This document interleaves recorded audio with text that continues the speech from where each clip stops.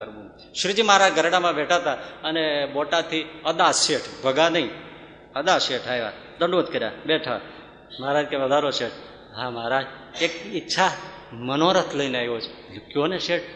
મારે સંતોને જમાડવા છે. તો મહારાજ આડે પડ ખેતા બેઠા છે. શેઠ, હા, આ ગોપીનાથજીના મંદિર થાય છે ને, કડિયાના પગાર ચડ્યા છે. તો હા મહારાજ, એ તો બધું હાલે રાખે, પણ મારે તો સાધુને જમાડવા છે. પણ શેઠ, તમારી વાત સાચી, પણ કડિયાના પગાર ચડ્યા છો.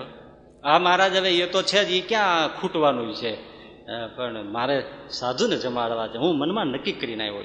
તમે નક્કી કર્યું છે, પણ હવે મજૂરો કડિયાઓ એના પગાર ચડી ગયા છે, તો એમાં ના મહારાજો, આપણે સાધુને જમાડવા. સારું, ઓળખી શકે છે? જો સામે બાપ બેઠો હતો, તોય જેને ભગવાન માનતા હતા, ભગવાન માનીને પૂછતા હતા, જેની માળા કરતા હતા, એની આગળ આમ થાય છે. તો આજકાલ સાધુ આગળ થાય એમાં શું નવી નવાય?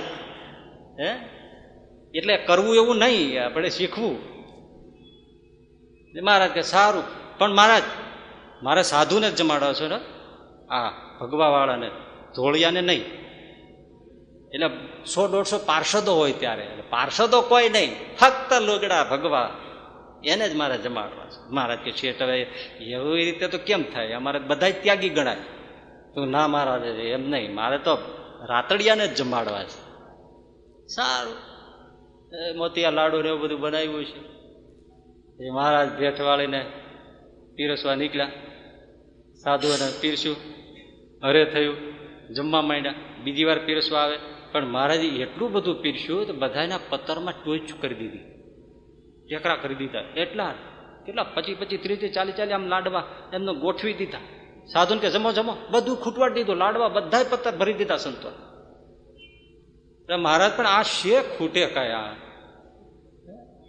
આગ્રહ કરીને પ્રસાદ આપે ત્યારે જમનારા મીઠા એ બધા. હો મહારાજ આ પણ જમો જમો, તમે તમારે જમો. થોડું થોડું જમ્યા પછી મહારાજ હવે નથી હાલતી, નહીં જમાય ના. મહારાજ કે લાવો તપેલું લાવો.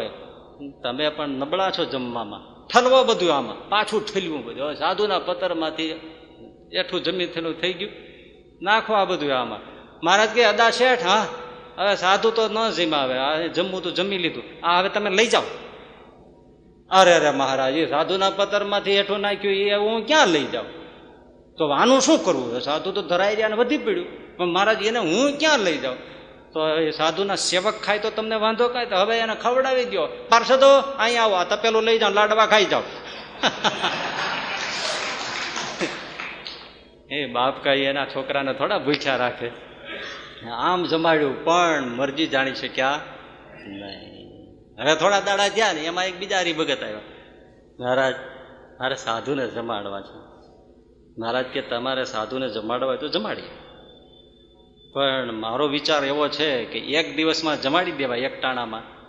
એના કરતાં તમે જે પૈસા આપવા માગતા હોય એ આપો, એમાંથી જુવાર ઘઉં બાજરો આપણે લઈ લઈએ તો ઘણા દિવસ સુધી સાધુઓ એમાંથી રોટલા જમશે. તમારે જમાડવા જ છે ને? હા મારે તો જમાડવા જ છે.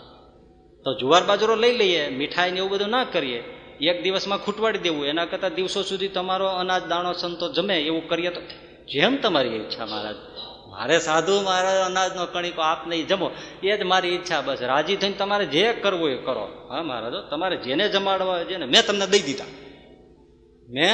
દઈ દીધા, બસ પતી ગયું.